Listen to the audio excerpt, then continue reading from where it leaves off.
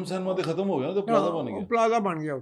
ਉੱਥੇ ਉਹਨਾਂ ਦਾ ਤੰਦੂਰ ਸੀ, ਤੇ ਉਹ ਲੱਕੜ ਦੀ ਅੱਗ ਦੇ ਵਿੱਚ ਤੰਦੂਰ ਸੀ ਉਹ, ਤੇ ਰੋਟੀਆਂ ਬਣਾਉਂਦੇ ਸਨ ਨਿੱਕੀਆਂ ਨਿੱਕੀਆਂ, ਤੇ ਕਮਾਲ।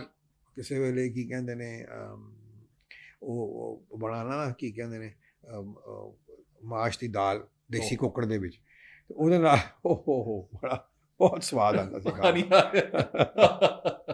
ਤੇ ਇਹ ਤੇ ਖਾਣੇ ਨਾਲ ਪਸੰਦੀਦਾ ਖਾਣਾ ਕਿਹੜਾ, ਯਾਨੀ ਜਿਹਦੇ ਖਾਣੇ ਨਾਲ ਪਿਆਰ ਹੋਵੇ? ਮੈਨੂੰ ਮਾਸ਼ ਦੀ ਦਾਲ ਨਾਲ ਬਹੁਤ। ਹਾਂ ਨਹੀਂ, ਮੇਰਾ ਮਤਲਬ ਮੈਂ ਖਾਣਾ ਹੈ ਤੇ ਅੱਛਾ ਜਿਹੜਾ ਬਣਿਆ ਹੋਵੇ ਸਭ ਮੈਂ ਪਸੰਦ ਕਰਦਾ। ਠੀਕ ਹੈ, ਫੇਵਰੇਟ ਫੂਡ। ਔਰ ਨਾਲ ਮੈਨੂੰ ਇਟਾਲੀਅਨ ਖਾਣਾ ਬੜਾ ਪਸੰਦ ਹੈ। ਆਈ ਲਵ ਇਟਾਲੀਅਨ ਫੂਡ।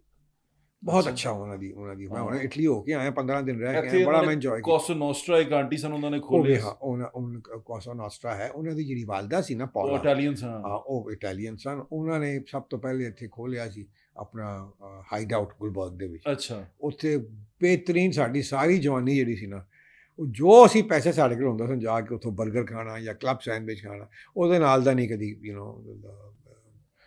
ਫਿਰ ਦੁਬਾਰਾ ਖਾਧਾ। ਲੇਕਿਨ ਉਹਨਾਂ ਦਾ ਬੜਾ ਅੱਛਾ ਰੈਸਟੋਰੈਂਟ ਹੈ। ਫੇਵਰੇਟ ਫੂਡ ਤੁਹਾਡਾ ਇਟਾਲੀਅਨ ਹੈ?